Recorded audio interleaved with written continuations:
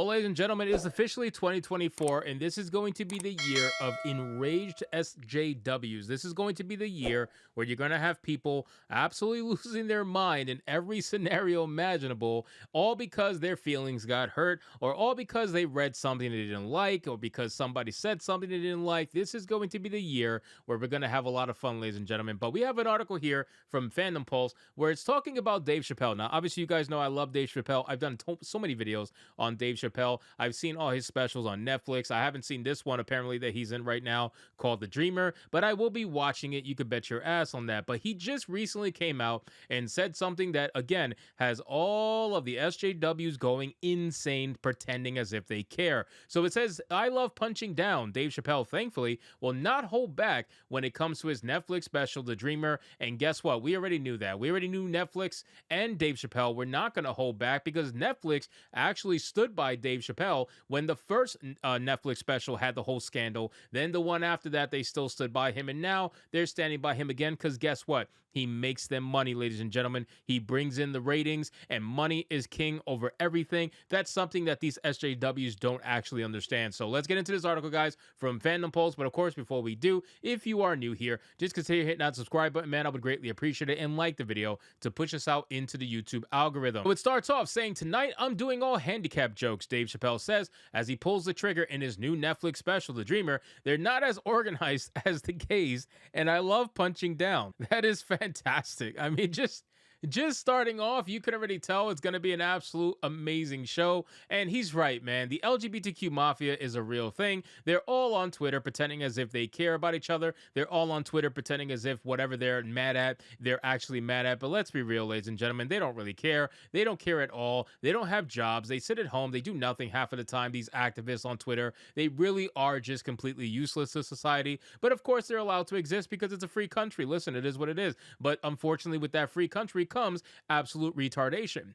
It says that's the line that is causing keyboards, they really should say keyboard warriors, across social media to explode. From transgenders to the handicapped, Dave Chappelle's verbal sparring is out on everyone who is physically, mentally, and emotionally damaged. Crude and mean doesn't stop the laughter, however, as the Netflix special continues the long-form machinations of a man who isn't bothered by his wit and butterfly stories being lost in millennial woke translation. Chappelle seems to be in cruise control, knowing that any message he may have will be lost in agenda-driven tweets, opting instead of having a message and solidly delivering on jokes, stories, and occasional moment of clarity to point out the crazy in his life, both outside and inside the bubble of being a celebrity. Chappelle's jabs include a bit where he reports meeting former North Carolina Representative Madison Cawthorn, who uses a wheelchair after he was partially paralyzed in a 2014 car crash and famous for his allegations that he was invited to parties in Washington. I don't doubt they do this shit in Washington, but who the hell invites a paraplegic to an orgy?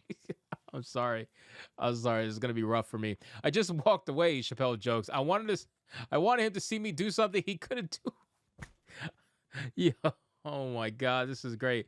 He says I skipped. Oh man. Dude, honestly, Dave Chappelle is a provocateur. Okay, we know that. Dave Chappelle, he knows where he stands in the market, right? He knows that the LGBTQ mafia have absolutely chosen him as one of their targets, where no matter what he does, no matter what he says, he's going to be ridiculed by them, right? He's going to be absolutely attacked by them. So now what he's doing is he's meeting them head on, and he's beating them to the punch, and he's doing things and getting them emotionally charged and driven because he knows that it's going to happen. He knows that even if he said something that they would all agree with, it doesn't matter. They're going to hate him because he's a successful black man that they can't control. That's something that scares them, ladies and gentlemen.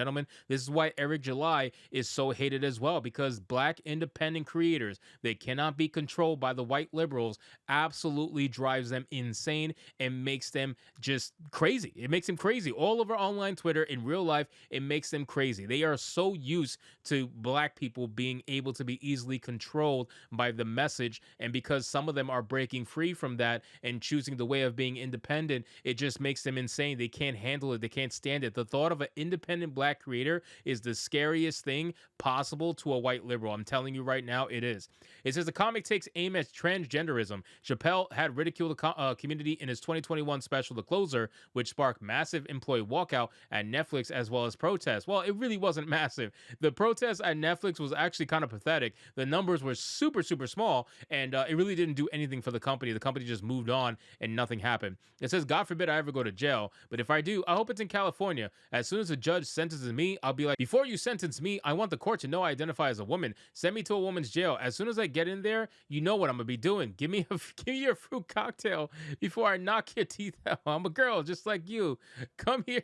No, my God, Jesus Christ! I can't even say the stuff that he's saying, but it's fucking hilarious, man. If you guys haven't watched the special, please go watch it. I'm sure it's gonna make you laugh your ass off. It's gonna be fantastic, and I can't wait to watch it myself. It says later in the special, Chappelle talked about his onstage attack at the Hollywood Bowl in 2022, which was carried out by an attacker brandishing a replica gun and knife. Chappelle recalled trying to defuse the situation after it happened by informing the LA crowd a trans man was there. Boo! Here in LA, we love trans people. I triggered them because I had done LGBTQ jokes, and it turns out this fellow was a and had a knife that identified as a gun. He also made a joke about how his attacker could have been, oh no, that's that's terrible.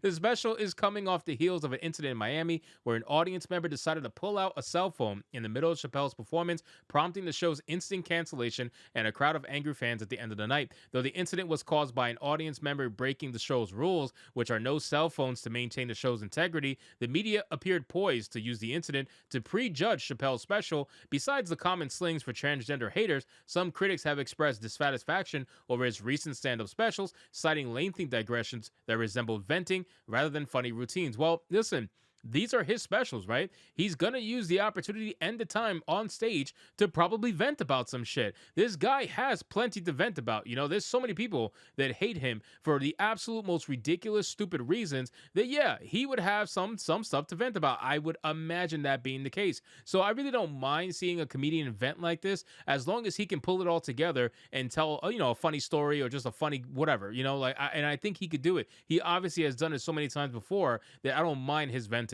The social media fixated public fixated might view Dave Chappelle as an outdated comedian who is seeking a new social class to offend in an effort to sustain his popularity. This is peculiar considering that fans in professional media openly pleaded for him to come back in 2015. Nonetheless, it seems that Chappelle has made a sizable fortune from his 7 Netflix culture war disputes, leading him to the fame and wealth to be a dominant contender in comedy. Well, that's what I was saying before, ladies and gentlemen. This man clearly is fully independent to the point where he doesn't really need this social justice nonsense in order to make him any money or sustain himself. He's fine the way he is, and that's what truly drives these guys so insane. The fact that they can't control him, the fact that they can't say anything that's going to make him run away in fear and get a statement from his PR team and an apology. They can't do it, and that's what drives them crazy, and that's what's making them lose their mind right now. So I'm all here for it, ladies and gentlemen. This is just another start of a great year of 2024. So anyway, guys, thank you so much for watching this video. I hope you did enjoy it, and if you did, consider leaving me a subscribe. I would greatly appreciate it. Don't forget to like the video, comment, let me know what you thought, and I'll see you guys on the next one. Hypnotic out.